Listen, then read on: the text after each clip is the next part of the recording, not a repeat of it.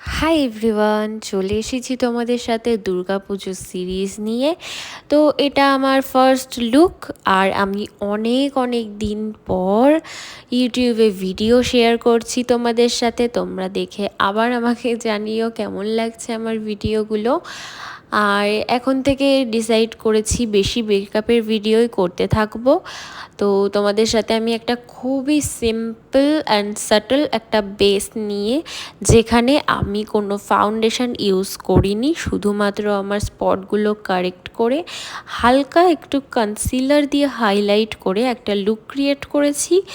আর তোমরা দেখে জানিও আমার লুকটা কেমন লাগছে। আমি খুবই সিম্পল রাখার চেষ্টা করেছি, যাতে তোমরাও আমার টিউটোরিয়ালগুলো দেখে তোমরা শিখে সেম লুক ক্রিয়েট করতে পারো। আর আমাকে জানিও কেউ যদি ক্রিয়েট করে থাকো যে কেমন লাগছে লুকটা তোমাদের ওপরে।